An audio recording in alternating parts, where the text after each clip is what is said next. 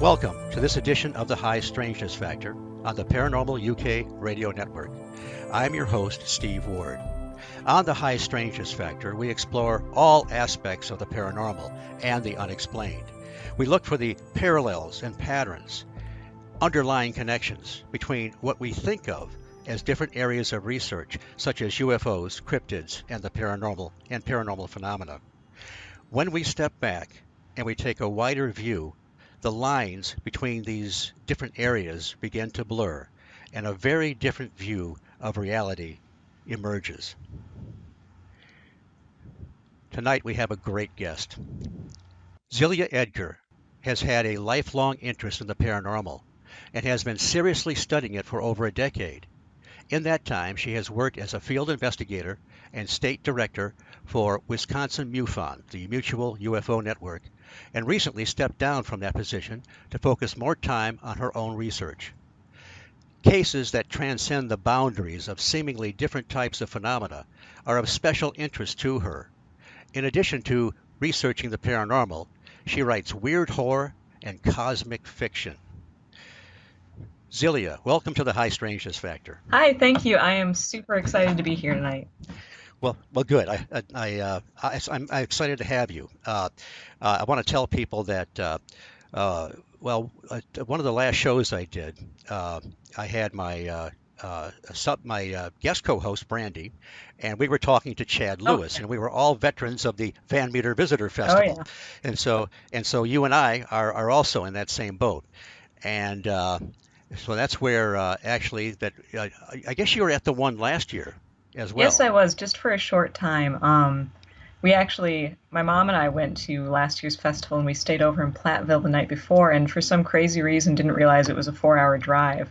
So we did that there and back one day. So I wasn't there for very long, didn't get to talk to everybody, but yeah, so I was there last. But you got to enjoy the awful weather, though. Oh, yes, absolutely. Apparently it had been beautiful every year before that.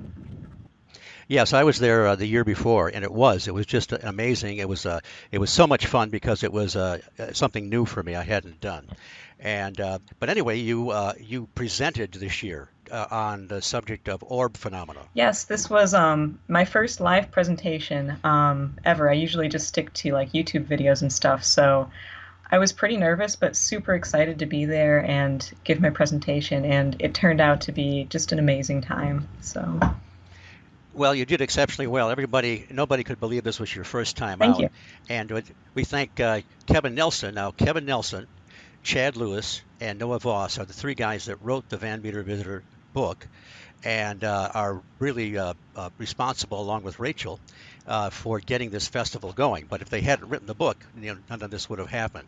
And Kevin is the guy that was watching your new YouTube videos, I guess, and he's been in charge now of getting the guests together for the Van Meter Visitor, and with his vast knowledge of the paranormal and his experiences and so forth, he's a pretty good guy to make those decisions. And it's nice happy that I can say that you and I have been invited back to speak next year, so that's very nice. Oh yeah, I'm already looking forward to it. Do you know what you're going to speak about next year? Do you have an idea yet, or is it way too early? I've been kind of like playing around with a few different ideas. Nothing super concrete just yet, but hopefully coming up soon I should try and get something together. So. And so what was it that, how did you learn about Van Meter, and what drew you to go to the festival? Well, I've been going to Chad Lewis's presentations for, gosh, I think like 12-ish years now. Like I've pretty much going, Oh, yeah, I've wow. pretty much grown up going to his book signings and presentations. So every time he has a new book, it's like, the next big thing. And yeah, the Van Meter Visitor is just an amazing account, of honestly so much high strangeness too involved with that. And we actually, well, my mom's also into all this stuff, and so we were planning on going to the festival, ever since it started up. And finally, 2 years ago, we were like, okay, we're actually doing this year. And yeah, the rest is pretty much history. Would you like to give just a real general idea to people that don't know what we're talking about, the Van Meter creature, what happened? It doesn't have to be in any great detail, Oh yeah, sure. but yeah, go ahead. So in 1903, near the end of September, early October, for about a week, actually 9 days, the town of Van Meter was plagued with sightings of this gigantic winged creature. Apparently, it was about 9 feet tall. And the interesting thing is that it wasn't simply sightings of this creature that were reported. There were also lights in the sky. It was accompanied by a strange mist at one point and a period of missing time or lack of memory. And it caused such a ruckus that they actually organized a posse to go after this creature.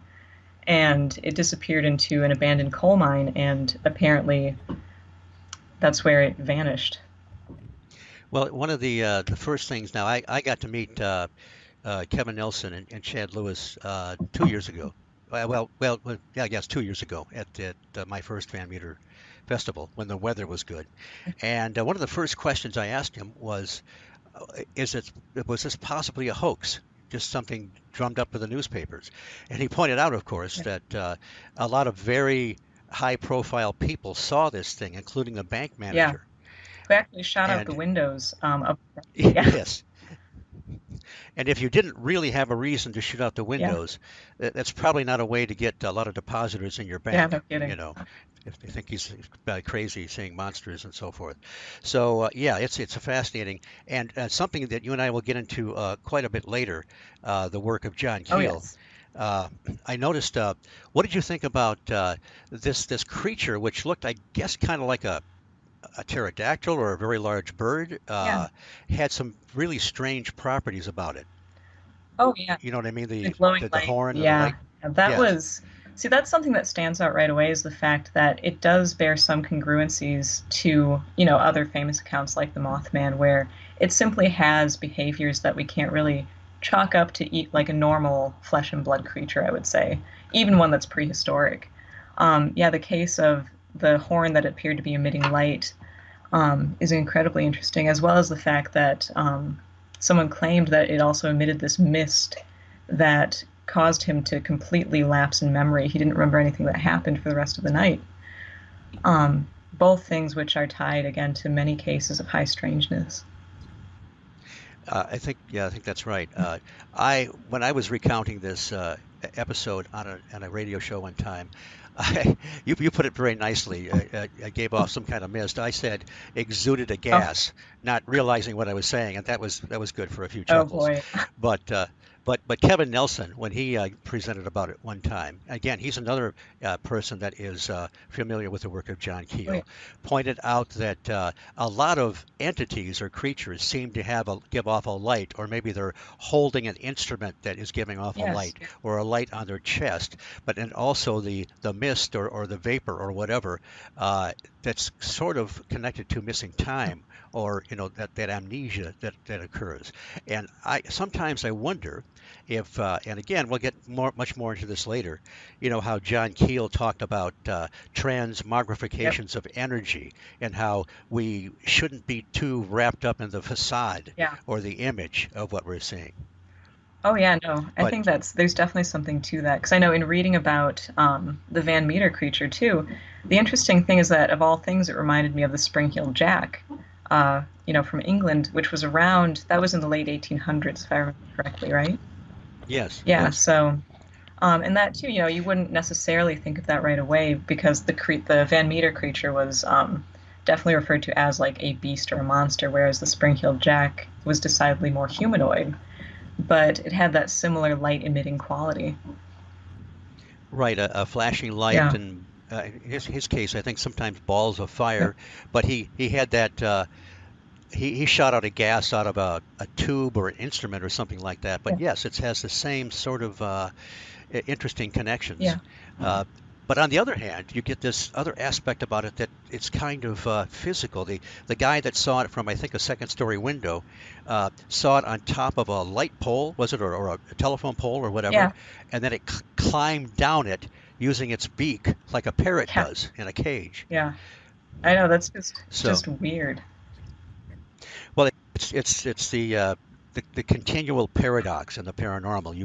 You get people that are experiencing things, they're seeing something, they're consistent, but then when you try to take it apart, Yeah. it just doesn't seem to fit. So, how is it now? Are you an experiencer? Have you had experiences? And is that what kind of pulled you into this kind of research? It's a weird question because I have had experiences with things I can't explain.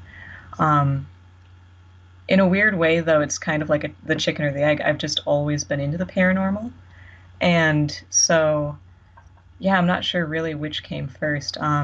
My family has also had their share of bizarre experiences. My mom actually grew up in a house that had your typical haunting type activity.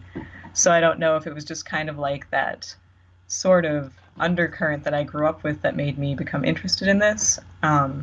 And then just, But there wasn't one specific thing that set you off on the oh path. no, no, it just, for some reason, really attracted my interest from a very young age. And yeah, I just really went with it. Um, And I know that we'll get into this later too, because you did your presentation was on orbs and orb type Yep. phenomenon for Van Meter, and you've got a nice little YouTube piece on that. Yeah. By the way, tell people where to find your YouTube videos. Oh, right. So if you Google just another tinfoil hat, no spaces, YouTube, it'll come up. So as of yet, I don't have like the custom URL or whatever. So if you look up my name on YouTube, it won't. So it's kind of goofy that way. But yeah, if you just Google my just another tinfoil hat YouTube, then it comes right up. And I notice on the YouTube videos I've seen that you don't give your name. You say Yeah, this is just another tinfoilhat.com build the signing off, mystery now. which is very you remain very Oh yes, mysterious. thank you, thank you. That was actually purely accidental. But yeah. But I won't belabor too much more on the Van Meter Festival, but uh, it is so much Oh my fun. gosh, yeah. It's a small festival, which is kind of in its early stages, like the Mothman Festival was at one time, and it really deserves to Yep, grow yeah. because the people that run it are phenomenal. We had Linda Godfrey Oh yeah, graced us with her presence this time, and she's a yeah. blast. Got to meet Michael Huntington, another great researcher who I've just known through Facebook, and I'd seen you with your characteristic glasses on in your picture, which sometimes you wear and sometimes you Oh don't. yeah. But so yeah, I've just met so many great people and have had so much fun Oh, there. absolute So same, yeah. And and it oh, sorry, go on. no no no oh no go It's ahead. just neat too because it is Van Meter is a very small town and it almost has like a really classic like X-Files feel when you just drive in. And we actually, you just stop at the gas station on the day of the festival and literally everyone there is like, "Oh, you're here for the Van Meter Visitor Festival." Like it's a huge deal. And it's just an awesome time. When I 2 years ago when I went to my first one. And I met Brandy, who lives in the Davenport Yeah. area, and she's fascinated by this stuff too.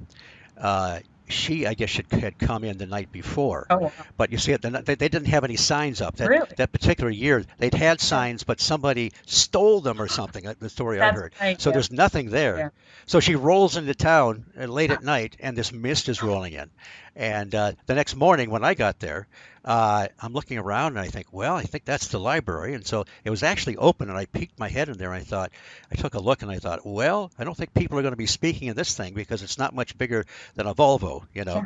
So, but anyway, yes, it's definitely it's Van Meter is west of Des Moines. So for some of us, it's a pretty good haul, and for others, Yep. it's not. But definitely, and the town is great. Like you say, you can walk from one end to the other, and it's fun when Chad Lewis takes us on the tour Oh of the yeah. Week of Yeah, Terror. that was neat. Yes. good stuff. So, what what kind of what kind of books and researchers did you first encounter? What was it that got you kind of started when you started reading and studying? Um, Boy, well, actually, when I really first got into it, I was probably like, honestly, 8 or 9 years old was when I really started thinking, like, okay, this stuff is awesome. And I would get anything I could find, like every book at the library. I just, grabbed everything. And from there, like a bunch of like the early ones, I actually read John Keel's. It used to be, oh, what is it? Creatures. Yep. Strange Creatures from Time and Yeah, it was Space, whatever the with new that version. striking Frank Frazetta painting Yeah, on the yeah. cover. It was whatever I think the newer released version was or whatever. It was one of the first like encyclopedias of the phenomenon that I ever read.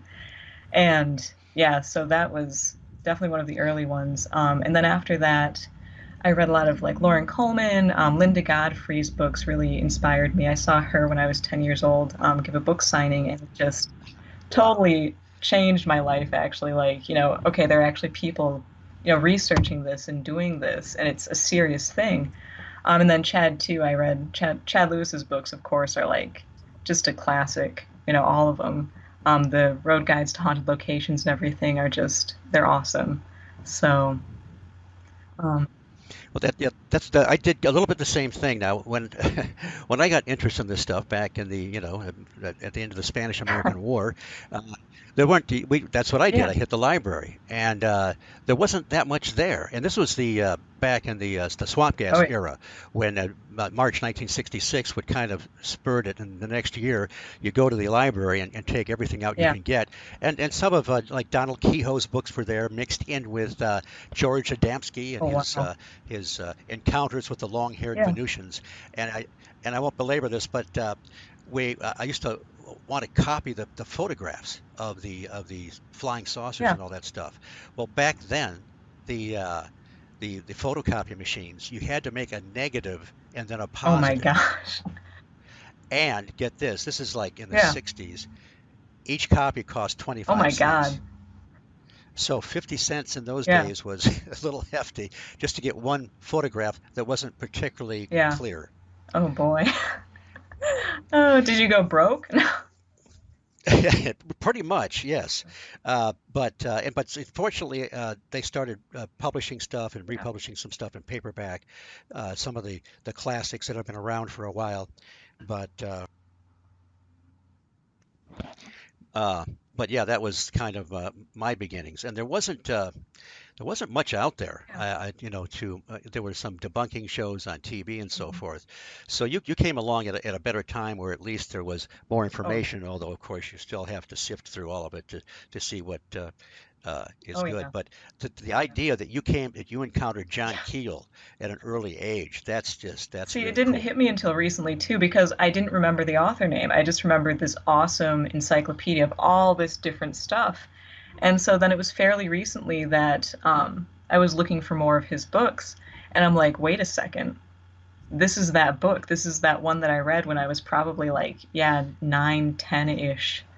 Um, yeah, and that just like hit me like a ton of bricks, to think that, I mean, because I found him, I read the Mothman Prophecies, gosh, I think when I was like 17, so that's like 6 years ago now. And that totally changed how I looked at things. And from then on, I've just been reading all of the Keel stuff that I can find. And yeah, it was so weird to me to think that I had read that long ago and just kind of pretty much forgotten about it, but just still had that information back in my psyche somewhere. And for people that want to know, it has been retitled as excuse me, The Guide to Mysterious Beings, I Yeah, that think, sounds and it's in trade paper size. And did you know there was kind of sort of an interim version really. that Tim Beckley published? Tim Beckley was a good friend of Yeah, John's, and Strange Creatures from Time and Space had gone out of print, so he reprinted it all except a couple of chapters, really. and it was called Strange Mutants. What? so, Oh, so Strange Creatures from Time and yeah. Space, Strange Mutants, and The Guide to Mysterious Beings are essentially the same Wow. book. Yeah, so the stuff I know. I wonder what But chapters were removed. That's really weird. a couple of the ones toward the end, and I've got they've there's a place that has republished all of them, so I've got I could find Nice. out, but because I'm a sucker for anything with Oh yeah. Keel on it. But another thing, you've come along at a good time because there was a time when Keel was being forgotten, and then about the only thing that was being republished was the Mothman prophecies, and things like Trojan Horse went to third-party sellers, and they were you couldn't Oh afford yeah. them. So and now that so many of his articles that were printed through the 50s, 60s, 70s are available now. So there's just a wealth of Oh yeah. stuff. And even his newsletter, Oh, excuse the me, anomaly. Excellent. pardon me, I had to hit the cough button there. Yes, the anomaly newsletters. There's just he's endlessly Yeah. fascinating. But the thing about talk a little bit about strange creatures from time and space. What else it meant to you? I know that I think that's not the first place that he started talking about window areas. Yeah, there was it's amazing because like I haven't taken the time yet to like reread it totally, but I've definitely like I have it downloaded and so I'm like skimming through it here and there. And it's nuts because a lot of his I don't want to say philosophy, but like how he thought about things is evident throughout the book. And so I do wonder like how much of an effect that has had on my research. And I'm really glad that, that happened. But, Well, it's kind of cool. It's kind of an evolution for all of us, and it took a while for me to as I was growing up, Keel was publishing his yeah, books, so I didn't have the full, and he was learning his yeah. stuff too. In the 60s, he had made all kinds of changes in his thinking because he started out, as so many others did, believing that these things were Oh yeah. extraterrestrial. Yeah, that's And just the current model. So, so tell us a little bit about and nobody's going to hold you to this because none of our thinking is yeah. static, but what is kind of do you have a general idea or a general feeling of what is going on? Do you think some of it's ET, some of it's something else? Do you have any idea, or are you just kind of neutral? Um boy, I try to remain like, open-minded, of course, just to whatever comes along. I definitely, for a long time, was a huge fan of the extraterrestrial hypothesis, just because I mean, it's what most people think it is, and that was a big deal for me. But currently, the more I read about all this stuff, because too, when I was a kid, it was like I loved cryptozoology. That was like my first big thing in the paranormal, and everything like, you know, I really wanted it to be like, okay, Bigfoot is just an undiscovered creature, and Nessie is a, relic plesiosaur or whatever. And the same with, UFOs. It's like, okay, they're extraterrestrials. But the more that I look into it, the less that makes any sense at all to me. I do definitely like really subscribe to John Keel's theory on the super spectrum as like the basis for where most of this stuff is coming from. Ghosts, cryptids, UFOs, pretty much you name it. As to whether or not there are then like, other things like, yeah, extraterrestrials. I can't remember if it was at the end of Operation Trojan Horse too, where he even said, yeah, maybe there are extraterrestrials visiting Earth. That is a genuine thing, but it just doesn't account for all the sightings. So I think there's a possibility that we can have the phenomena, like the separate ones, existing partially, but it doesn't make up most of the sightings or experiences. Yes, for me, he kind of Keel kind of pulls you in a little bit with strange creatures from time and Yeah, space, and he's trying to account for the phenomena where these things suddenly show yeah, up, even in near populated hmm areas. Reliable people see them; they leave footprints and sometimes hair samples and so forth, and then they kind of go yeah. away. Uh, but then in Trojan Horse, man, he really, Oh, yeah. really, he really nails you with the. And it was really cool because when you were giving your talk, I'm thinking this is sounding a little bit like John Keel, and then you said super spectrum, and I'm thinking yes, it's Oh, yeah. John Keel, and then you mentioned Trojan Horse. I thought, all right, Oh, all yeah. right. So, uh, did you say that Trojan Horse was a major influence Oh, on yeah. you? I read that You- one uh, directly after the Mothman Prophecies. That was the next book of his that I got, and it just, it totally changed how I looked at UFOs because suddenly all the discrepancies between, okay, yeah, why are there so many different types of craft? Why are there so many different types of entity? And, even within like the extraneous details, like when he was talking about the airship sightings, why are they throwing out sandwiches and potatoes and stuff like that? The more that you look into it, the less sense it makes, but people are still experiencing it. And so that just really took everything I was currently accepting about the UFO field and just completely flipped it around. That the same thing for me, and I told you off the air that I originally one of my early a guy that was in one of the early UFO groups I was in, we were kind of negative about it Yeah, before we had actually had read it. That we didn't like John yeah, Keel telling us that these may not be yeah. aliens, and that like Rosemary Ellen Guiley, who we just lost recently, she in the foreword to the great book that Brent Raines has written on John Yeah. Keel, said that Keel early on saw the interconnectedness of all paranormal Oh, yeah. phenomena. Now I believe that there's more than one answer to these Yeah. things. I mean, we may be dealing with ET in some respect or some other race, but there's an aspect of it that seems, when he talks about paranormal Yes. mimicry, Yep. uh, suggesting that perhaps some of these things may be real flesh and blood, but there's something in I don't know, the human consciousness that is reflective. And of course, he talked about all these situations where he would be searching a particular or seeking out a particular Yeah. answer or entertaining a particular theory, and then out of nowhere, even crazy theories, he would get stuff to Yeah, like support it. he like was catching on to that, and so he decided that he was going to start thinking maybe these things were aquatic in some way. And then someone reported that he saw a Men in Black type figure with gills. I think one of my Yes, favorite accounts of that. Yeah, because it seems reflective yes. or something. Yeah, and just all the synchronicity in situations like that, it's just too much to be complete like discounted. Is there anything else by John Keel you've read that has had a particular effect on you? Each of his books just like it kind of hits a different nerve, if that makes sense. The Oh yeah. Eighth Tower was a trip for me. I'm not gonna lie, just because the first part, like the middle part of it, where he's talking about the super spectrum, that was like I was on track with that. Um, and then some of the theories later on, I believe that might be one of his darker works as far as I'm concerned.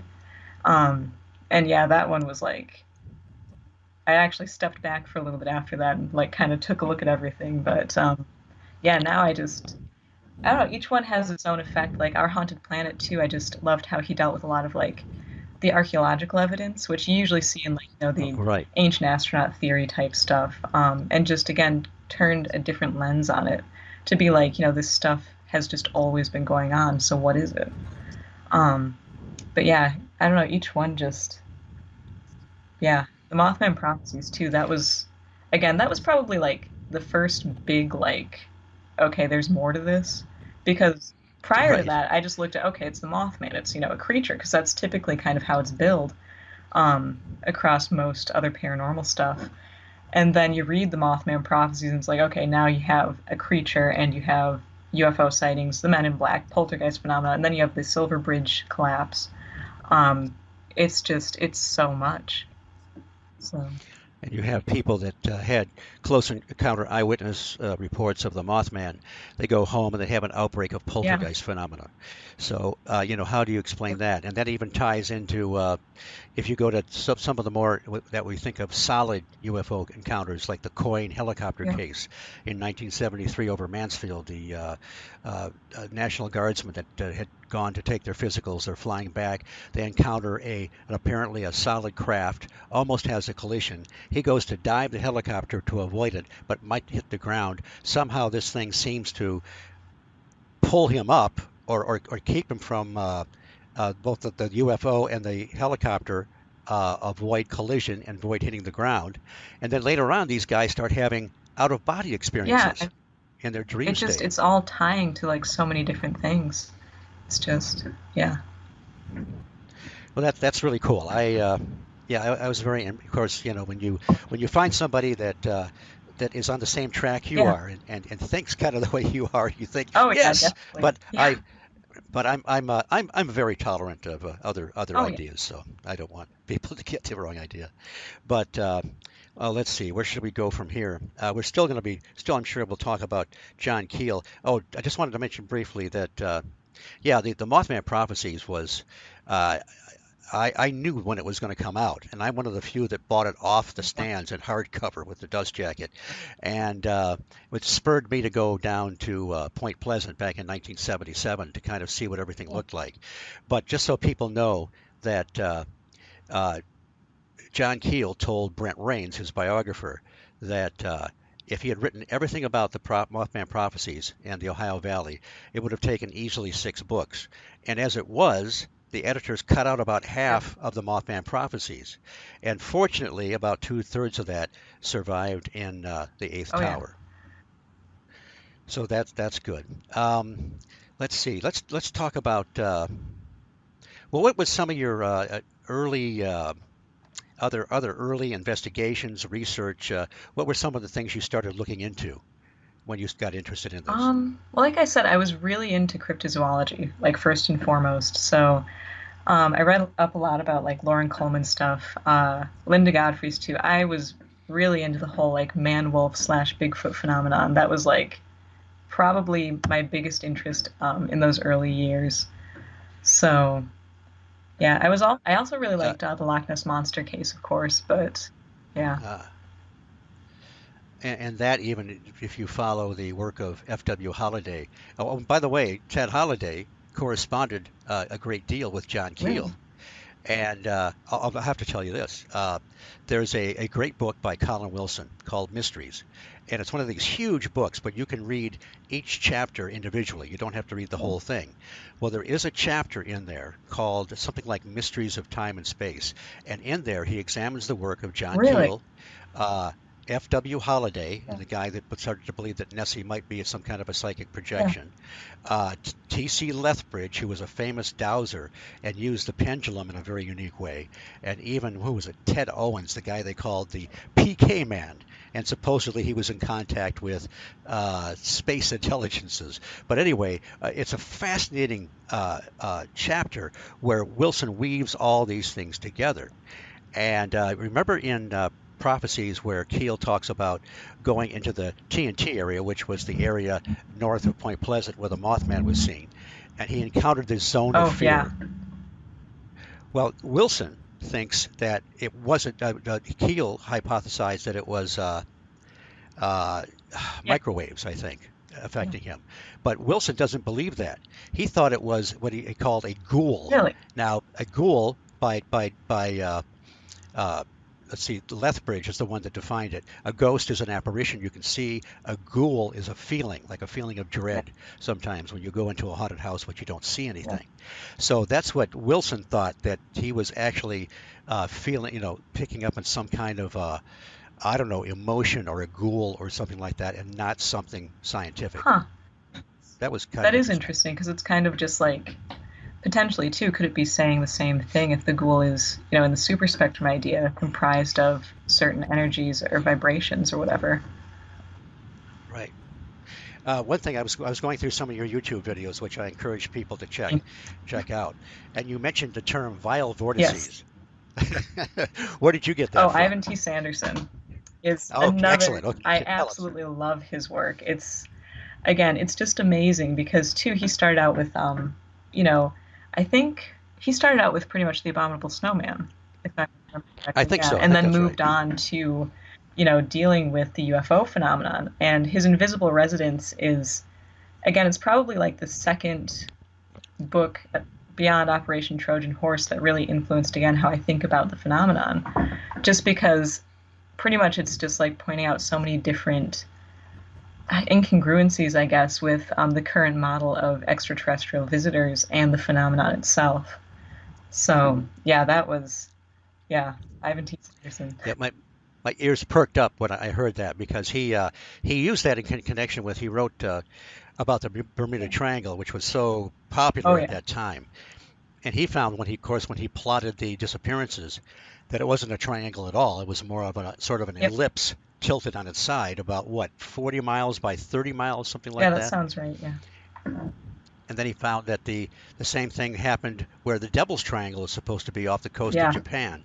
So very, very interesting. I always got a kick out of his, and he's the one that coined the term ultra-terrestrial. Really? I didn't know that. Yes, and for those that don't know, John Keel uses the term very Oh, freely in Trojan Horse and other places. And it just means it's sort of an indication that whatever this is isn't necessarily ET. It may be something natural to the yeah. planet. But just outside of And then, the bounds of our spectrum, or yeah.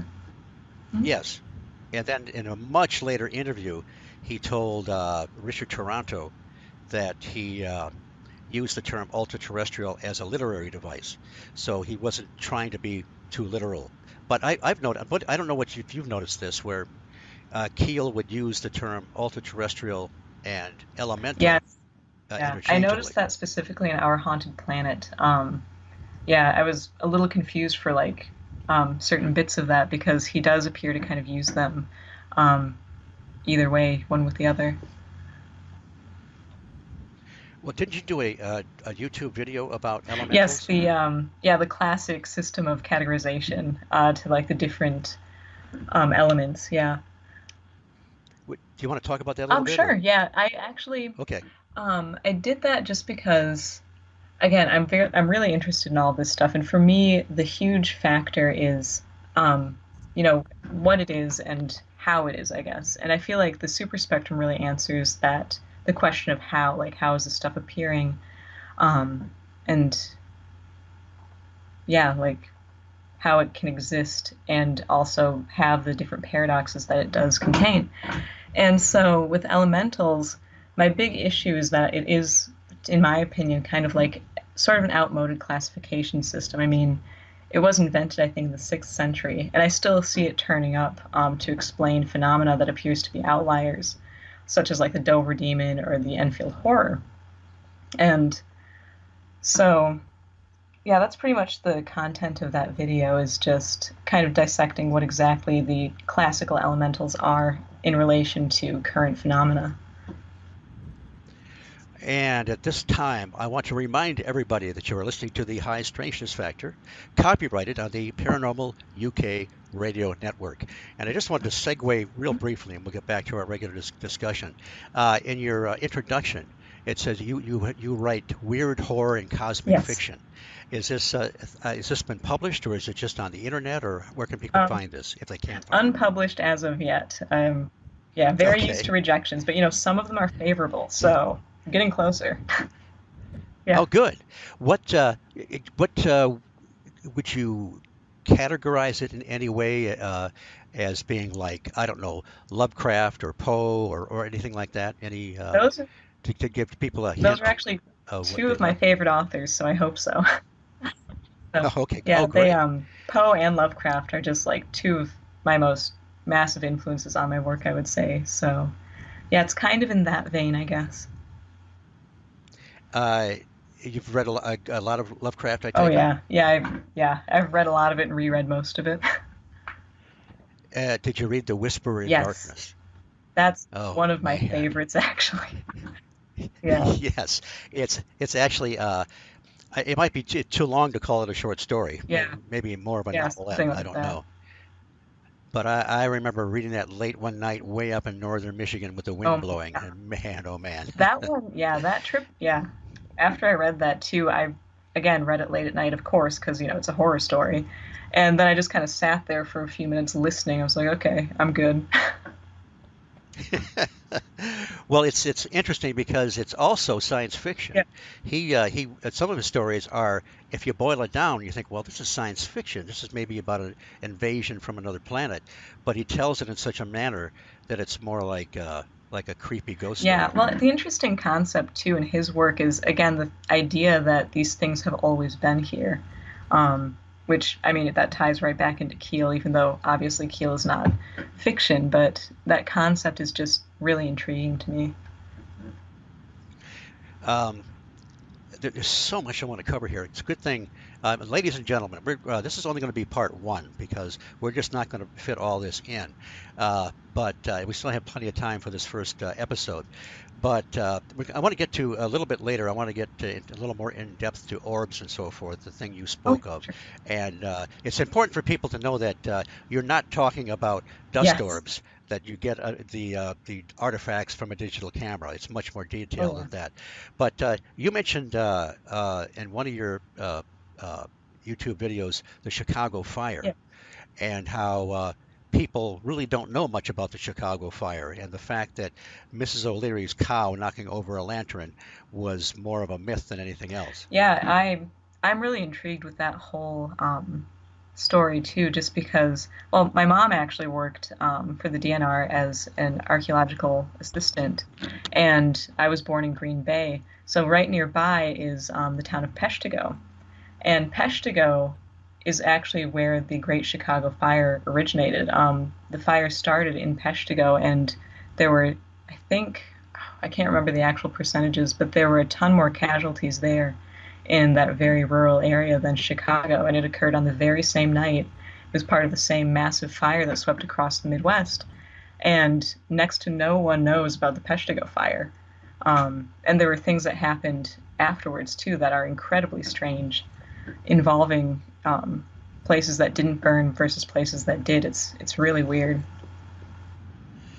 It was, I remember, you'll probably know this much better than I do, but there was they had just put out a fire someplace in or around Chicago, and then another one started up, and it wasn't ignited from the original fire. It's like these things were hitting spontaneously in different areas. Yeah, it sounds like it was just sheer chaos, and the origin isn't entirely clear as to what really started it. Did you hear about the meteor I idea? did, yeah. That's still one of the forerunners, which is interesting. And what they're talking about was the the tail, was it a meteor or a comet? The tail of a comet or something like that? Yeah, it was. Oh, boy, it's tricky. It may have been someone theorizing that a comet passed close to Earth, which. The the same guy that my memory's failing me, but the same guy that wrote a book on a famous book on Mhm. Atlantis, uh, one of the first guys to write a book on the possibility of Atlantis being a real place and so forth. He's the same guy I think that hypothesized that maybe it was a meteor shower Yeah. or something that Oh, had happened before. Does was that? it Yeah. Vincent Okay. Gaddis? No, it wasn't Vincent Gaddis. Well, no, but Who Vincent Gaddis did. He's a more modern Oh, day that wrote about oh, the Chicago yeah. fire and demonstrated how it wasn't merely a cow knocking over a lantern. But this guy goes way back. It was something like Atlantis, the antediluvian world, or something like that, Oh, and I cannot think of his name. But he had this wild hypothesis about it was either I think it was the tail of a comet that perhaps the Earth moved through, and that's why it affected different areas in a certain way, where you put out one fire, but they were happening all over the place, but they weren't directly yeah. connected on the ground. They were connected by some other astronomical force. Yeah, I think I had heard. Was he mentioned in Our Haunted Planet? I think might be where I read that. Yeah. It could be. It could be. I just started actually listening to it, so people should know that there's a lot of Keel stuff on Audible now, and I had not read The Eighth Tower Yeah. forever, but I started listening to it again on Audible, so that's pretty cool. Um, let's see. Uh, what time do we have here? I'm going to check. Okay, we're good. Um, Boy, yeah. And by the way, you can jump in anytime you want. I'm looking at this Yeah. list here. We could just talk for four or I know. five It's like trying hours. to sift through Uh, everything. let's talk about you did a piece on the Yeah. Flatwoods. Oh, let me Sure. ask you this. Some of your YouTube pieces have been out a Yeah. while. Is there anything on any of them where you've really changed your thinking since you've I posted them? feel like more than anything, it's kind of just refining it. I know early on was when I posted about the Mothman, and that was still when I was kind of really hoping for an extraterrestrial hypothesis. And I can't remember exactly what the video's about, but I think I make mention to the Men in Black potentially being extraterrestrial or something. And I've totally, again, revised how I feel about specifically the MIB phenomenon as well. The extraterrestrial hypothesis doesn't really fit it for me anymore. Um, so I feel like it's mainly just kind of like refining things from that point. Um, Right. Well, I don't think any of us yeah, stay where we are at one point, and I've gone back and forth sometimes. I'll waver, but well, that's funny, interesting. I did not listen to the Mothman one at this point, but you think you have yes, evolved yeah, since a then, little bit. or just but a better way is just saying you just Yeah. changed your thinking. But uh, and what about the Men in Black? Do you have any gut feelings about I mean it's a Oh God. mess. I mean there's so many claims and counterclaims, and one thing I should say before you answer is that when Keel used the term men in black, it was a Yeah, generic term. It didn't just refer to men dressed with in dark yeah, clothing with black fedoras. It could refer to a someone impersonating an Air Force yeah. officer, The guys in or just coveralls. Yeah, some right, or just some creepy dude up to no yeah. good. Um, See, with that too, I actually started out thinking the Men in Black definitely were the government. That was like what I went in thinking. And then as time went on, like, okay, this just isn't fitting that idea. Potentially, what if they're, extraterrestrial, working with, trying to silence everything. And then, just again going back to like folklore and the vampire legends and things like that, the less that seemed to fit, and specifically too, once you get into how often they appear to have almost magical capabilities, like completely vanishing. It got to a point, not to quote Keel, but it just started sounding like bad science fiction. It was like magical space aliens. Um, Right. so yeah, that definitely is something that changed for me. I'm definitely leaning towards a more ultra terrestrial hypothesis with that one, even though, even with that, I'm not exactly sure what that means, just that I feel like likely they are part of some almost like psychic manifestation of something existing outside of what we currently understand. Even at times, Keel said that he thought that some of the experiences may be Yeah. hallucinatory. Not that, people are having some kind of a real Mhm. experience, but there's something that Yep. triggers it, and it's not an actual physical thing. What else? There was a case by Jenny Randalls is a British researcher that wrote a book called The Truth Behind the Men in Mhm. Black, and I think in Britain it has a different title. But she talked about a case where a woman had seen it was a witness to a UFO. These two men show up that seem pretty normal, like Yeah. government types, and she's being interrogated by them, and she's very disturbed by it. And and then later on, Jenny Randalls gets the idea, well, why don't we put her under regressive Mhm. hypnosis, even though there doesn't seem to be anything Yeah. hidden there. And she found out that this woman was being asked a question by one, and then the other one would ask an alternate question telepathically, Wow. or at least that's what she was experiencing. And neither line of questioning was particularly Yeah. revealing, but she was just that's why she was so disturbed about it. She couldn't process what was going on. Yeah. I mean, stuff like that just, again, it's blurring the lines between all these different perceived types of phenomenon. Right. And the idea of the ultra terrestrial, uh, we don't really know exactly what that Hmm. means. Yeah. So if we just have to just keep Yeah. looking at it, and looking at the and the other problem is that you will get hoaxes in Yeah. there. You'll get people that make up a story, so you have some garbage in your Yeah. data to try and sift through. Let's see. Uh, so tell us a little bit about how did you get involved in the Wisconsin MUFON, the Mutual UFO Network? Oh boy, I joined back in late 2016 because I attended the Milwaukee Paranormal Conference that year. And Chase Klutsky was there. I think that she was chief investigator at the time of MUFON. And, I just walked by the table. I was like, I've always wanted to get involved with this. And so she encouraged me to join and become a field investigator. And so I did. And that actually, I didn't actually become a certified field investigator until early 2018, if I remember that correctly. Um, And what tell us just a little bit about the process of becoming a, because I've looked at some of that, and I'm a member of Michigan yeah, MUFON, and I've wondered if I should do this, and I see the yeah. long sessions, the training they go through. What was that like to be certified? The training was really good. It was there were just a few courses on just like pretty much the training itself was how to tell the difference between identified objects and unidentified objects. Um, so that was fine, and that part actually didn't take very long. But then after that, you have to go through a period where you're not certified, and you can only do cases with someone who is certified. I believe the assistant state director or state director, and that took a while, if I remember correctly, to work through that certification process. Because at the time, too, um, when I was a field investigator with MUFON, most of the time there were only 5 investigators total for the entire state. And our state director was also state director of Minnesota. So there is definitely a shortage of investigators, as far as I know, even currently. So yeah, after you do so many cases and you're pretty much okay to go, then you are certified and you can work cases alone.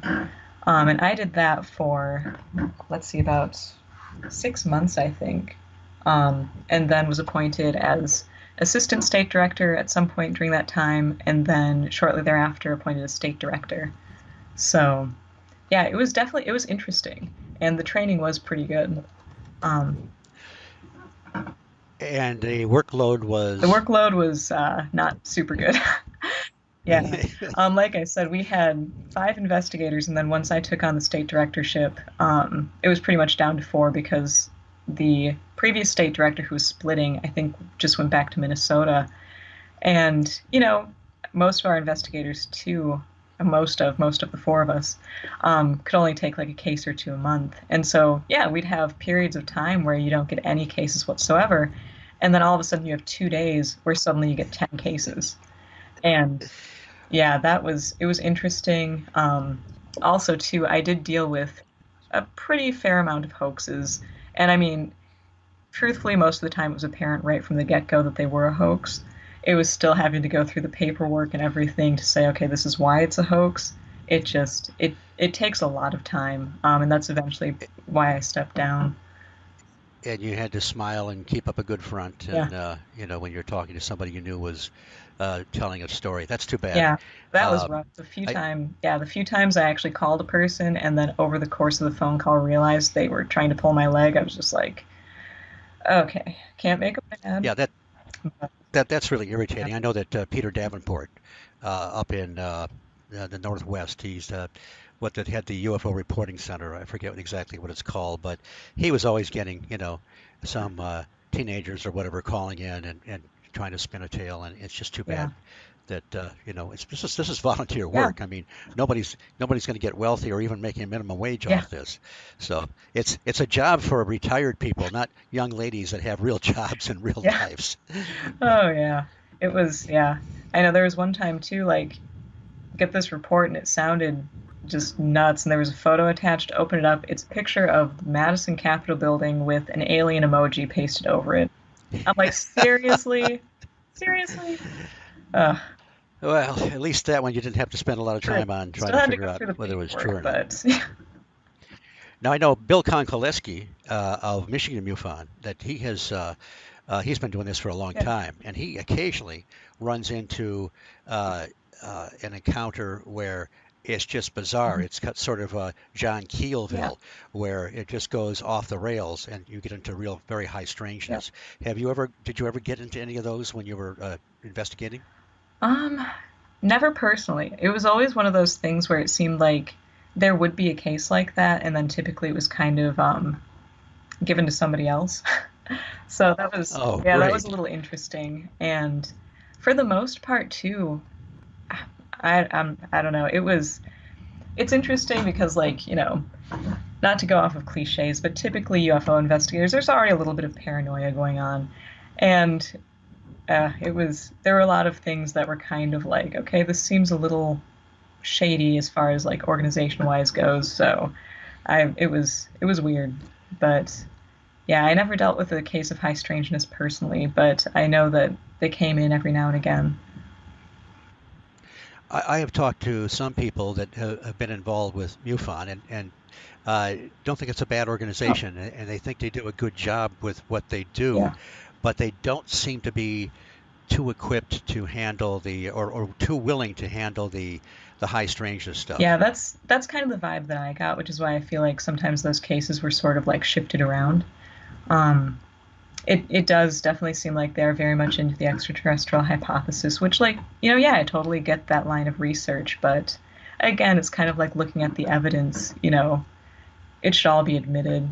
So yeah, I definitely say there's a definite vibe like that.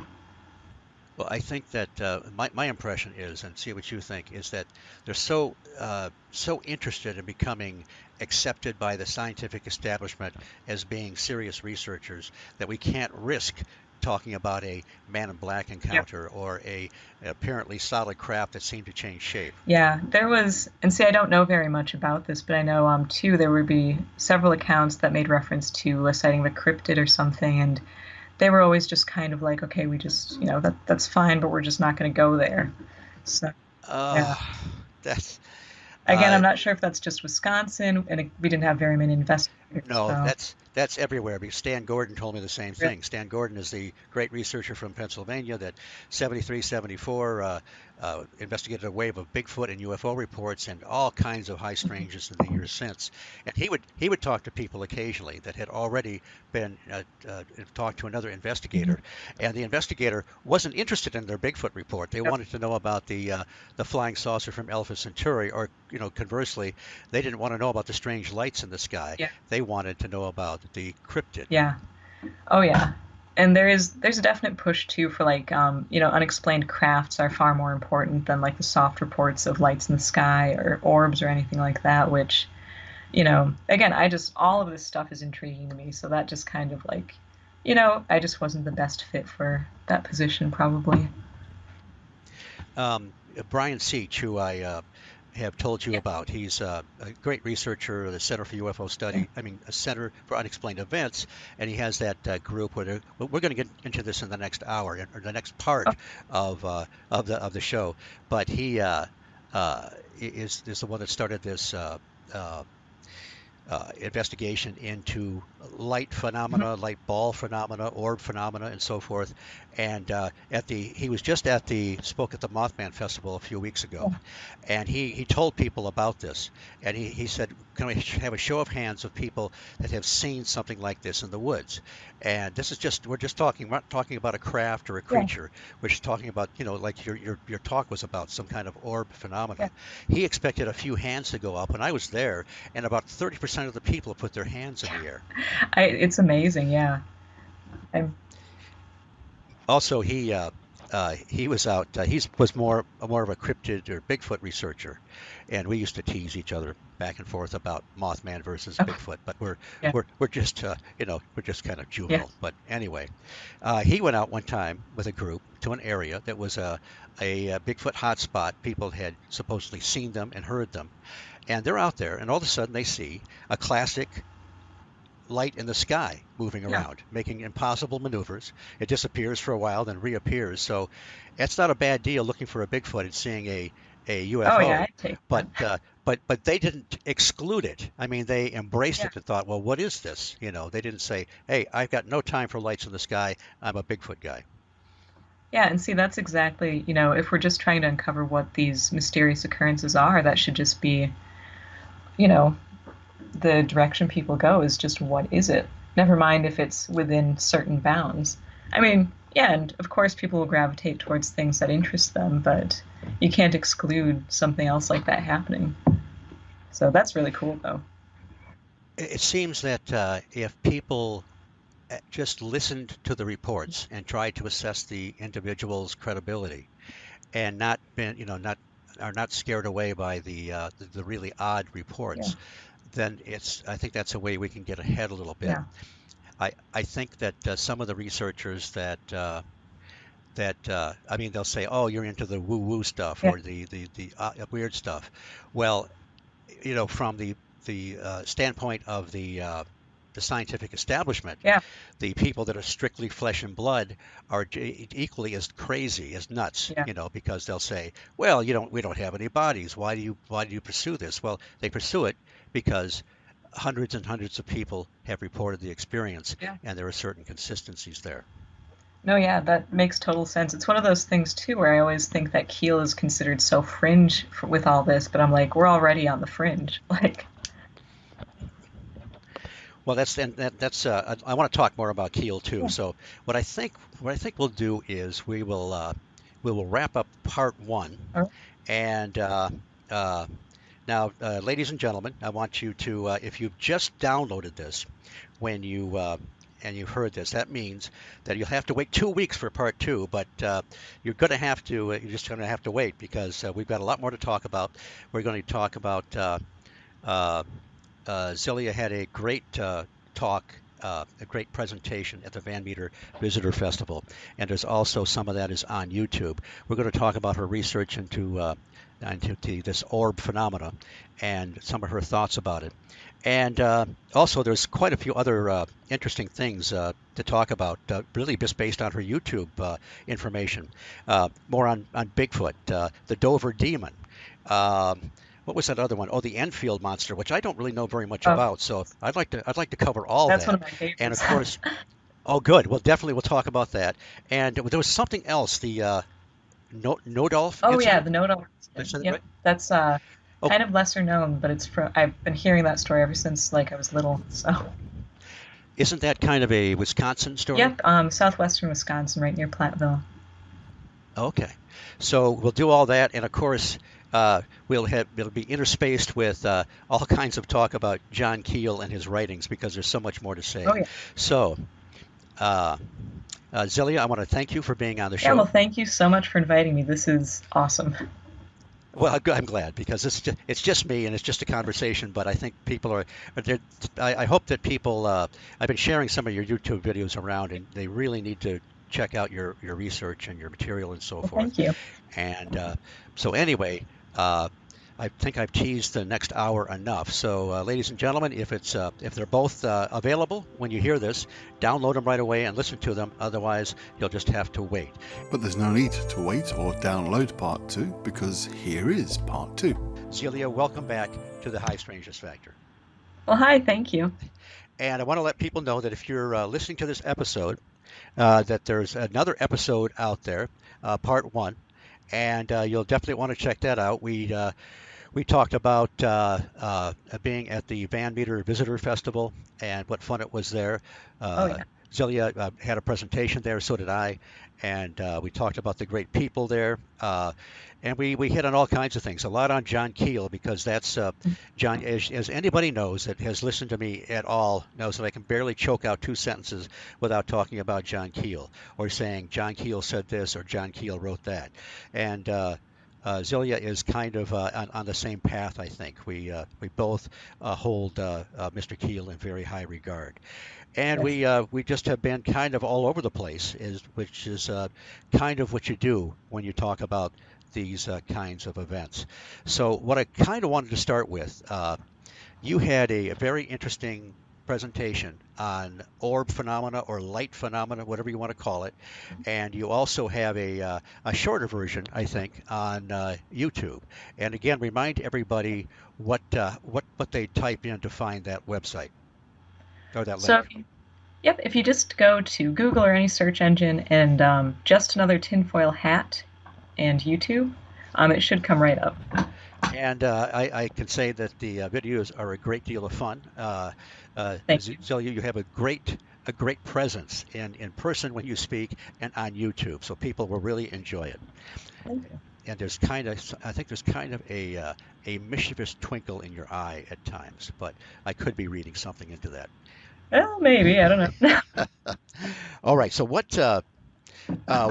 you were asked to do the talk at Van Meter, I guess this is one of the first things you thought about putting together as a presentation.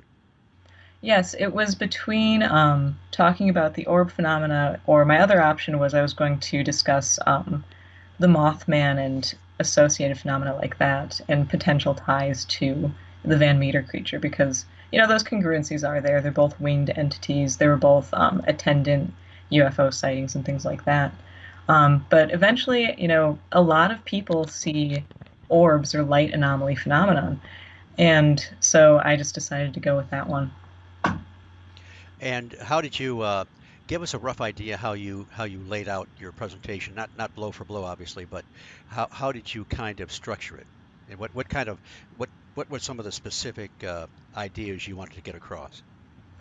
I always seem to work a little backwards on stuff like this. So I had developed my theory on the orb phenomenon quite a while ago because weird thing here, orbs are actually one thing that I have had a personal experience with. Um, and after seeing them, I became really interested. Okay, what is this? Now, did you see And them in your house or outside or? no, it was actually a little segue here, I guess. It was really weird. There were four of these perfectly spherical balls of orange light, and I live actually on the corner of the street, and they were floating. And this ties to so much stuff. They were floating right over the intersection, so the crossroads, and right between all these power lines too. And it was these four perfect circles of orange light on these spheres, and they were moving in this kind of like parallelogram formation. And they were probably only, I'd say, 3 stories up in the air. It was a very cloudy night. The clouds were very low. And so it was incredibly close. I could tell like they weren't Chinese lanterns or glow balloons or anything like that. And one by one started blinking out, and then the next one blinked out, and the next one blinked out, and the next one blinked out, and they were just gone. The best part about this is I saw them with my mom and sisters, and we're watching these things, and all of a sudden, the neighbor boy comes tearing down the street, and he runs into his house. And so we're like, okay, he must have seen him too. So of course we go over and we ask him, like, hey, you saw those things, right? And he said, he was like all shaken up. He was like, no, you don't understand. This is the second time they came over. Oh, And so we were like, what are you talking about? He's like, well, I was at Washington School, which is just like a couple blocks away from my house. And he's like, I was there and they came over once and then they went away. And I was like, okay, that's weird. But then they came over a second time and that's when I decided to come home. So, yeah, it was one of the most, like I said in part one, I have had several paranormal experiences or unexplained experiences through my life. But this was definitely one of the most monumental just because of how close the objects were. And also other witnesses, and the reaction of the kid too was just it's classic. well, that's always comforting to know that you didn't see it alone, and there's Exactly. Yeah. objective phenomena. Uh, Yeah. Before you get a little bit more into your talk, did you have any sense about them being just sort of a manifestation of energy without any purpose? Is there any chance they might have been conscious or life forms or anything like that from the way See, you reacted to them? that's the interesting thing is, and it's funny too because I do take researching this stuff very seriously. It's almost like when I have a personal encounter, I'm very guarded about it. Like the whole time, I'm kind of trying to dissect it as it goes along, and it's hard to say because they definitely were. They were not behaving in just a random manner. They were in a perfectly fixed, even sort of formation. And even when they blinked out, it would start very slow and even, and then just faster and faster and faster, and then they were just gone. So I definitely had the sense that they were under some sort of control. As to what that is, that's the question about all of this, I guess. As if, and again, you don't really know, you're just speculating, but as if they were controlled by something else, another intelligence, or that I mean, some people, there's quite a system of thought where people believe that some of these things, these lights in the sky and so forth, are actually living creatures, intelligent. So Yeah. did you think they were controlled by something else, or was it possible they were actually living life forms of some kind? Or is that That's just too too out there to know? it's one of those things too where it's hard to tell because in a way they didn't seem organic, but like in saying that they also didn't seem to be possessed by anything. Like there was no larger structure surrounding them. Right. Like some accounts, it appears almost like there'll be a shape behind them or something. I saw like absolutely no connection, but they all moved in unison. So Interesting. yeah, it was weird, and that's definitely what kind of kicked me into gear for starting to pay attention to these sightings. Because before that, I had really just thought of orbs as like oh, people see them in haunted houses, and then you get the dust photos that are all over the internet, and I just didn't really think very much of them. But after this, it did take a special interest to me just because I'd witnessed it and I wanted to understand what it was. Do you remember the purple lights that John Keel talked about in the Chief Cornstalk area in the Yes. Mothman Oh, yeah. Prophecies? And he talks about them, and he talks about how that one particular valley was all lit up and so forth.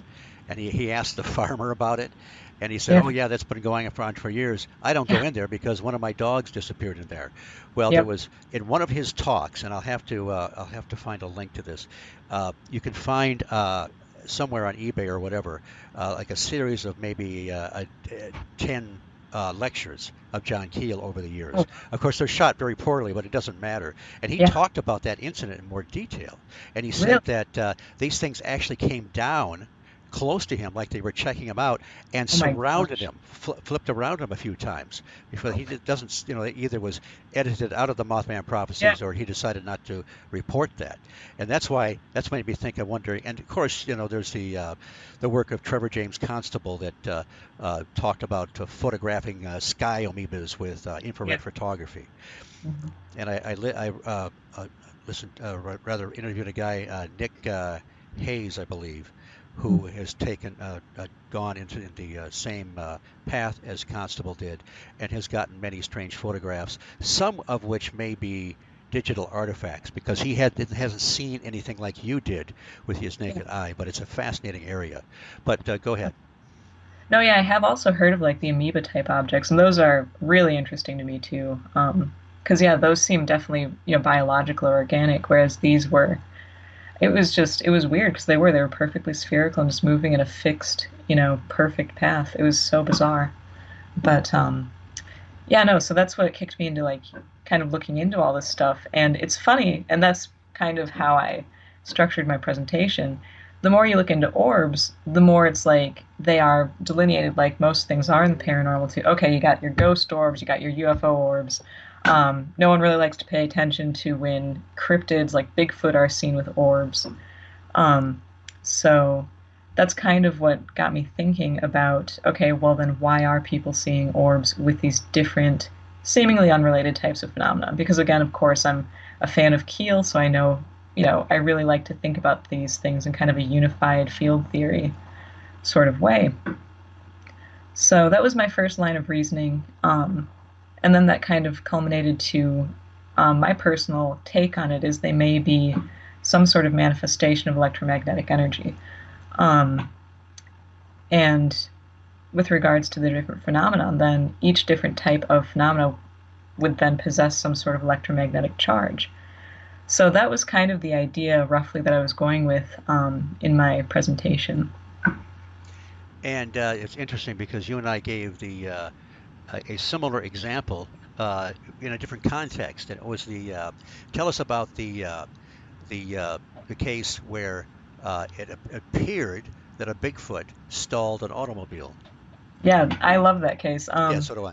It was Marlington, West Virginia, I think it was, Yes, and I don't remember the year exactly, but some 60, I think, but yeah, I could be wrong. yeah, it was. I know it was at some point around then, yeah. And a guy was driving. He was following a bus full of people, and all of a sudden his car shorts out, and so he pulls over and like looks to the side of the road and sees a Bigfoot-like creature, which had been observed in the area around that time. And this is directly too from Strange Creatures from Time and Space. And so he like sits in the car. He doesn't remember how long. Suddenly, his buddies finally realize he's not following them, so they come back around. The Bigfoot-like creature vanishes, and his car starts back up. So then he's continuing on his merry way. His car shorts out again. He looks to the side of the road and sees the Bigfoot-like creature again.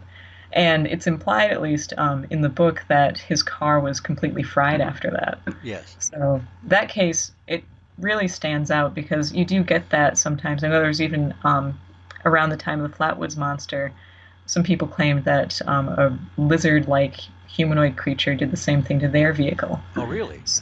Yeah, I have to find the source on that. There's also yeah, a one in 72 on California where it wasn't a stall, but they couldn't get the car started when they saw this sort of a Bigfoot-like creature.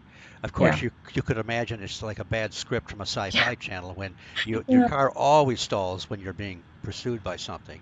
Oh, And yeah. Brandy, the lady that was at Van Meter and my Mhm. substitute co-host at one time, discovered one in one of the. Are you familiar with Dogman Encounters Radio? Vic Cundiff. He has had many episodes out. People from recent times and people that have seen a Dogman way back and have wouldn't tell anybody about it because it's too crazy, Yeah, have come forward. And one of them, a lady, I forget what name they used, but she had the same kind of thing. She had an encounter with one of these upright canids and she couldn't get her car started. yeah.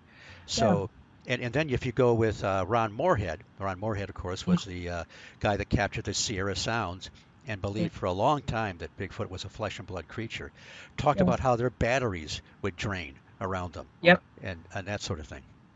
Yeah. Well, I found it interesting too because and I know this is like always up for debate. The Patterson Gimlin footage is to this day the best footage we have, in my opinion, of Yes, a I agree. Sasquatch, and it was captured on film. And so I always wonder now too if there is something with the charge of digital cameras that just isn't congruent with that. Yeah, I wonder. Yeah, you wonder how. I mean, if when you examine that, people have examined the Hmm. the muscle flow and Yep. the way, the step, and so forth, and it really is incontrovertible that it is Yeah. it's a real something. Oh Uh, yeah. but Well, I loved it too. how Oh, did they sorry. get that? Yeah, it's amazing, and I love it too because I have a huge interest in costuming, and I know they've had people in like professional Hollywood costumers come and look at the footage, and they're like, you couldn't do this, even now. And so, how did they do it then? And it's obvious then that it's not something that they manufactured; it was something that was there. So, I saw Bill Moon give a presentation where he had photographed various models, real people yeah. in the same positions, and you see the muscle tone and so forth, and you compare it to Patty, as they call her, and Hmm. it's the same thing. So that's and for a long time, I mean, when I got heavily into John Keel, Yeah. I was preaching from the Church of Keel, man, and nobody Yeah. wanted to hear me. I went to the Oh yeah. 1976 MUFON Symposium, and these guys were all ET guys, and Oh yeah. they couldn't wait. It was like spending an evening with an insurance salesman. They just didn't want to do it. Yeah. So, but uh, but I was Oh. so heavy into Keel that I thought, well, maybe the Gimlin thing is something else or isn't real. Yeah. No, and see that's again the interesting paradox of like, yeah, once you embrace the super spectrum idea and you kind of take in the theory that this stuff is, you know, not entirely corporeal or whatever, you still have cases like the Patterson Gimlin footage or any of the casts that have the indisputable dermal ridges. These things also still leave trace evidence. It's just, it's interesting. It's very interesting. Right. Um, and I want to stress the fact that usually that there was a movement out. They were saying just say no to orbs, and you made the point last episode, I think, where you have to be careful because Yeah. obviously a lot of these things are just digital artifacts or whatever. Oh, yeah. But if you throw them all out, there's some very compelling stuff there. Well, yeah, and that's what's so frustrating because honestly, in preparing for my presentation too, when I was doing all the research and stuff, if you look up orbs at all, in relation to anything paranormal, 99% of the images you get are dust or, rain, moisture, bugs, reflections. And, most of the articles are, talking about, yeah, you can't use this, blah, blah, blah. And I'm like, of course, yes, you can't. And it's just a shame that it's, become such a cliche, really, and that there's so much of that out there because specifically interesting to me are the people who see these things with the naked eye. Just because with photographs, again, it's so difficult to really, say for sure this is an orb when it's in a photograph just because of all of the misidentification that can go on. But the people who experience them, you know, face to face pretty much, that is it's all still there. It's just that it's kind of covered up by all the bad evidence. Right, and it's just too bad. It's something that happens where people want to reject everything, just throw Yep. everything out, and sometimes I think people are just trying to sound credible. It's like, Yeah. look at me. I don't accept everything. I'm very critical and sift through this. But, I've Yeah. also heard, it seems to me that on Art Bell one time, Coast to Coast AM years ago, a police officer called in and claimed, and, I don't quote me on this, but Yeah. claimed he saw a ball. I've heard of people seeing like a ball of light and something being inside, like a creature or something that I have. Yeah. just one particular case, it supposedly stepped out of this thing. I have heard of reports like that too. And also too, that's common in ghost people. I mean, of course, you still have the photographs, but people have claimed seeing, with the naked eye orbs that appear to have faces in them. Um, in regards to the UFO phenomenon, people take them to be like, some sort of additional craft to some other craft because they have seen entities inside and things like that. And yeah, those I haven't researched extensively, but they're kind of next on my list because, again, I'm just intrigued by the whole thing. There's that one incident on the infamous Skinwalker Ranch or the Oh yeah, Bradshaw Ranch or the Sherman Ranch or whatever, where it might be a little different though, because the one scientist that was there, were looking through, the incident I'm talking about with the infrared goggles.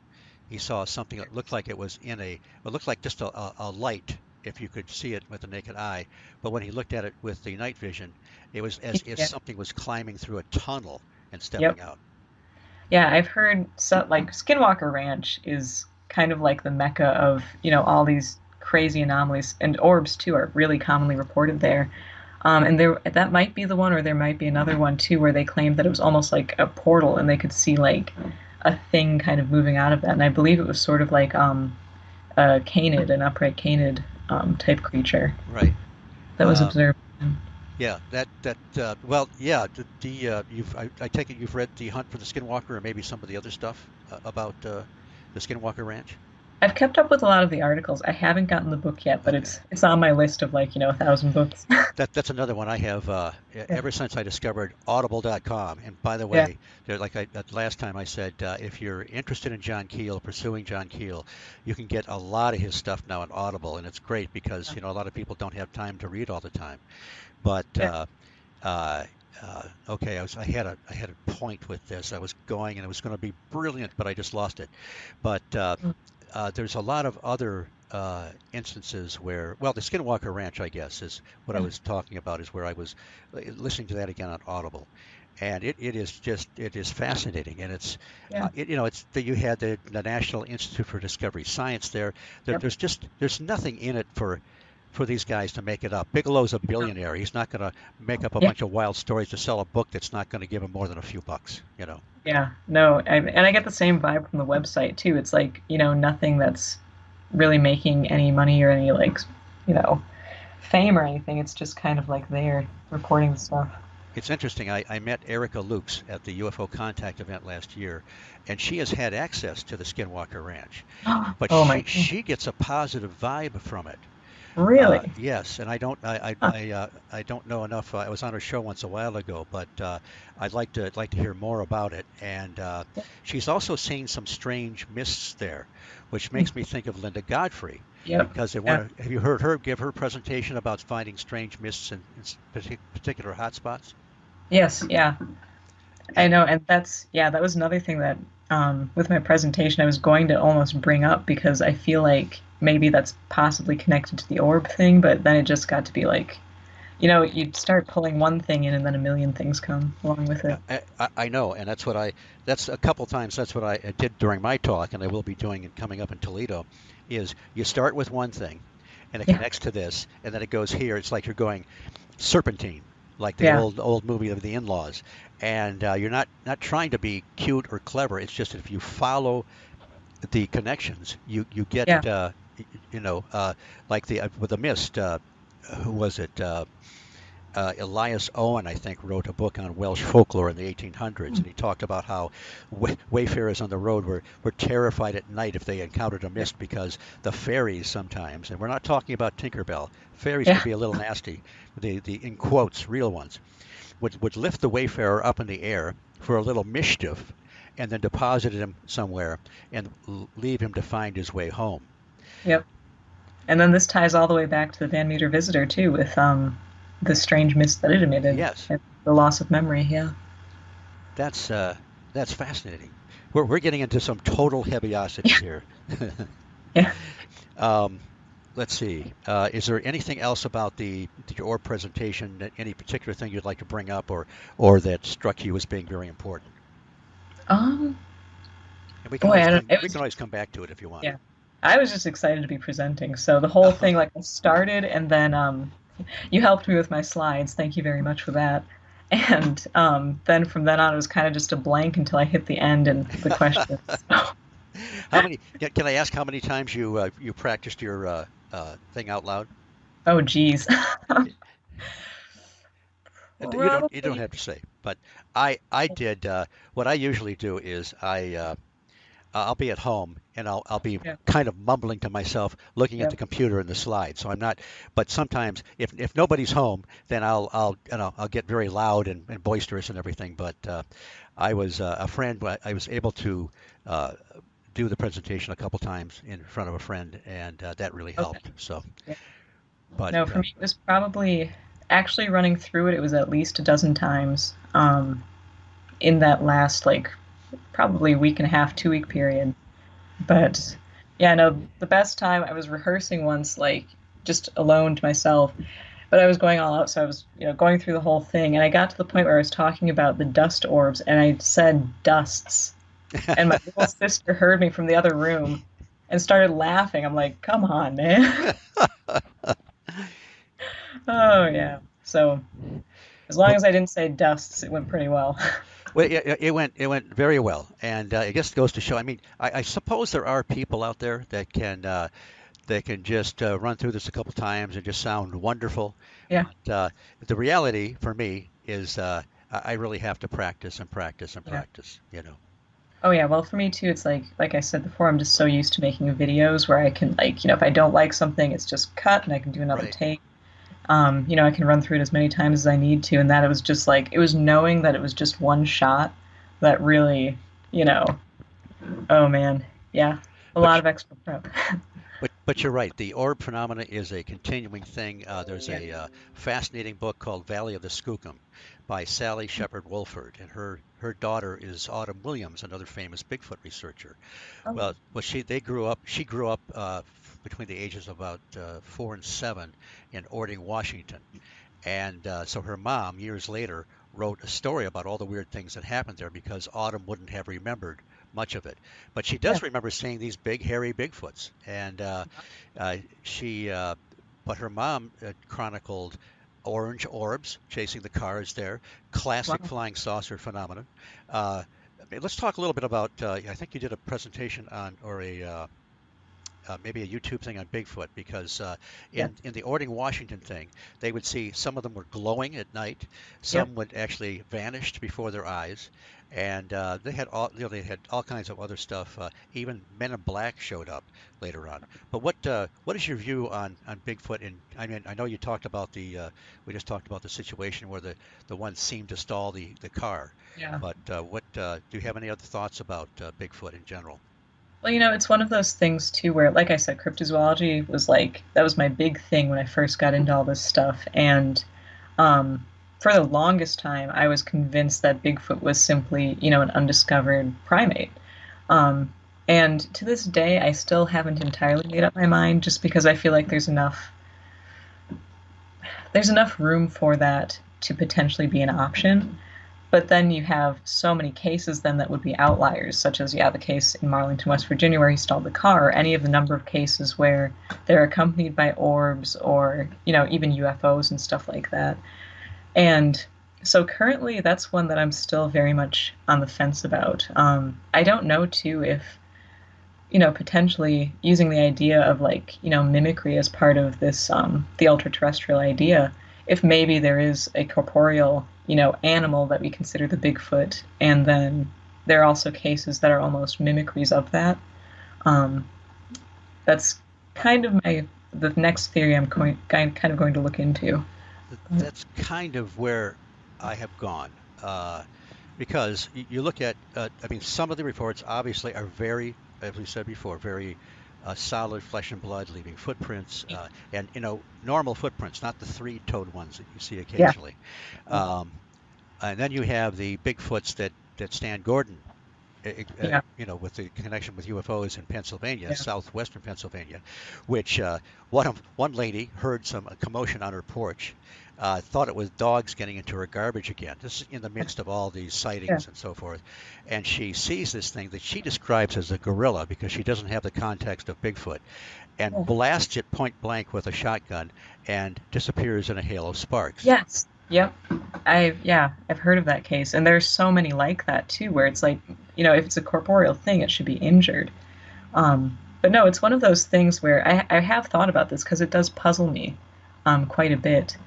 But then I'm like, think of all the accounts of like so-called phantom animals. You have phantom chickens, phantom cats and dogs, Yes. phantom pigs. That's another one. So is it that far-fetched then that potentially these so-called outlier sightings might just be, a phantom version of an actual corporeal creature known as Bigfoot? I Um, don't think I want to encounter a horde of phantom chickens, but go ahead. yeah, no kidding. But yeah, no, it's all, yeah. There's just, again, with all this, there's so much to take into consideration.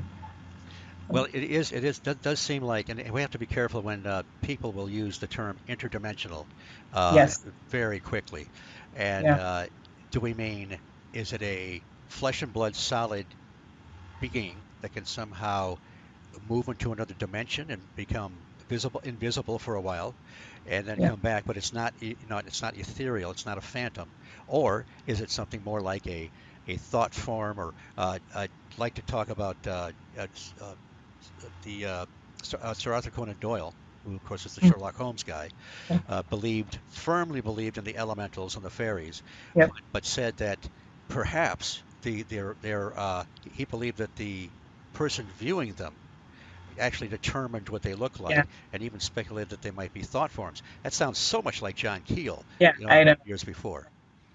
Yeah, I have heard of that theory too, and yeah, like the cultural context of the viewer could determine whatever's being viewed.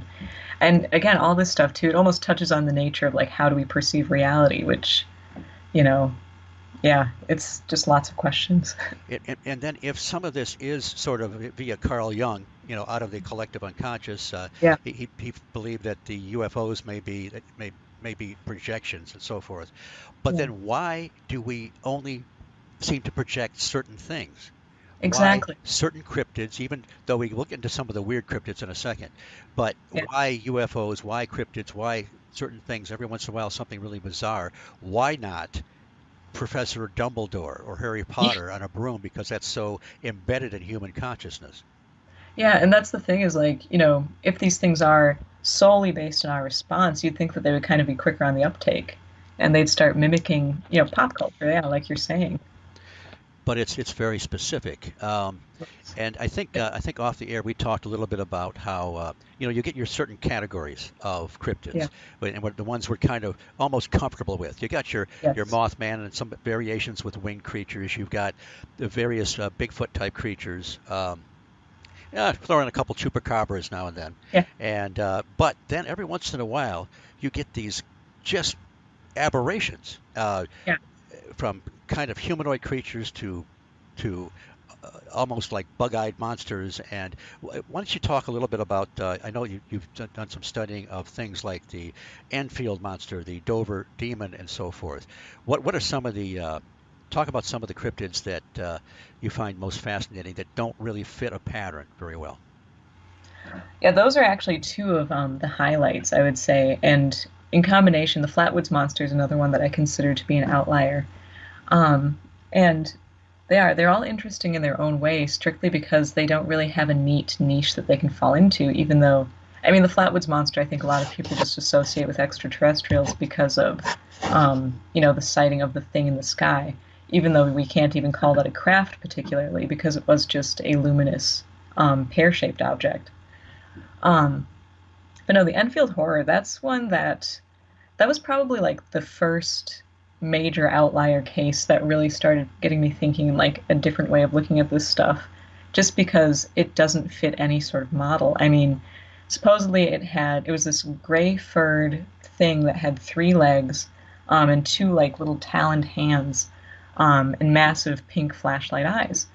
And it was harassing this house full of kids. Their parents had gone away for the evening, and it was like trying to get in the house through the door first and then an air conditioner unit.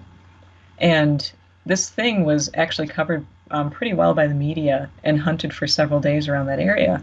And many people saw it. It was accompanied too by anomalous like noises, screaming noises, I believe, if I remember correctly.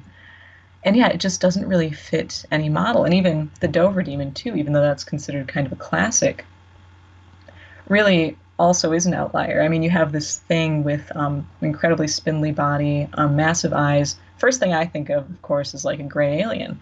However, this one had absolutely no mouth or nose, and there were no attendant UFO sightings, no cases of abduction or missing time in the area, and it didn't behave in any manner that we, would expect of, a UFO occupant to behave.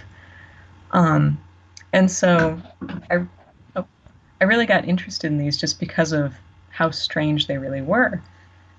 And I started to kind of wonder, it was mainly with the Dover Demon that I kind of thought about this, because of one of the comments that one of the witnesses said. They said that its flesh was the color of like a comic book person, kind of an exaggerated sort of peach tone.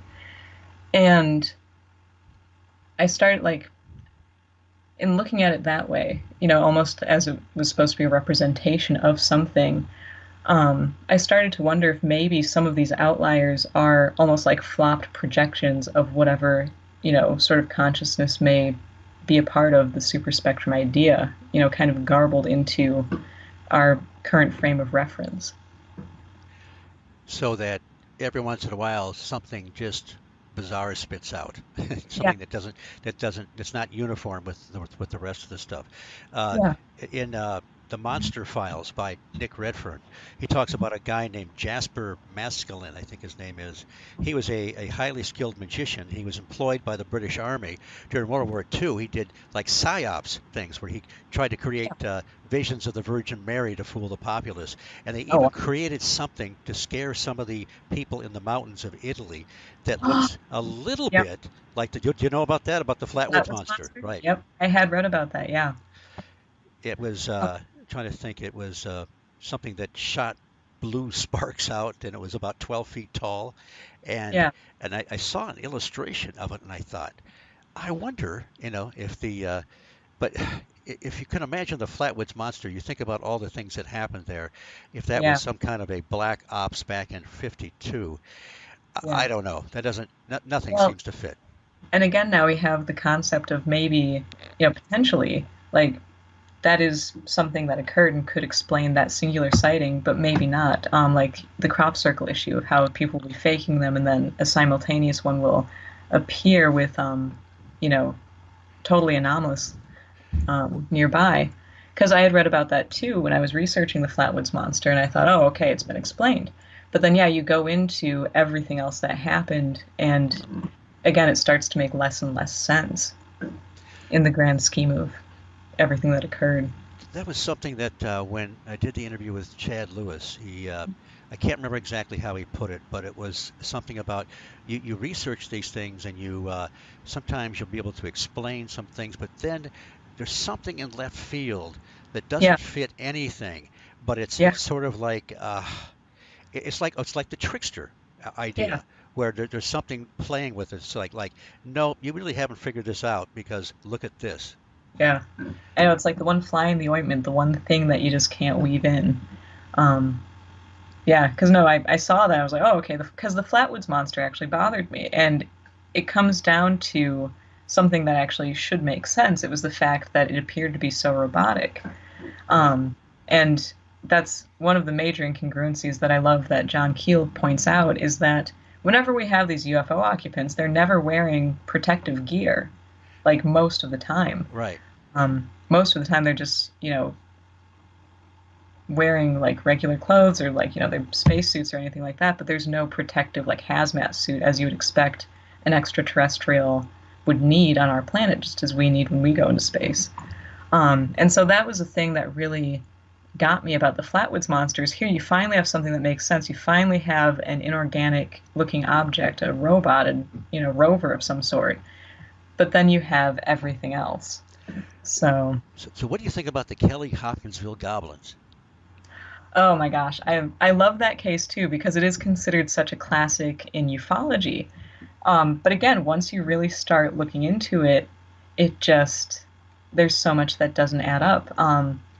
The really interesting thing to me, and I wish I could remember which book this was in. It was in one of John Keel's books, but he described a woman whose house was kind of under attack by a bunch of Sasquatches, and they apparently just kind of kept moving in on the house in these waves, and no matter what she did, they would just, keep coming at the house. And the weird thing is, when I was kind of going over the Kelly Hopkinsville encounter, it sounds like that's exactly how these entities were moving on the farmhouse, just in waves. There was no real conscious, like, plan of attack, There's not even a clear sense of motive, just that they were trying to get at the farmhouse.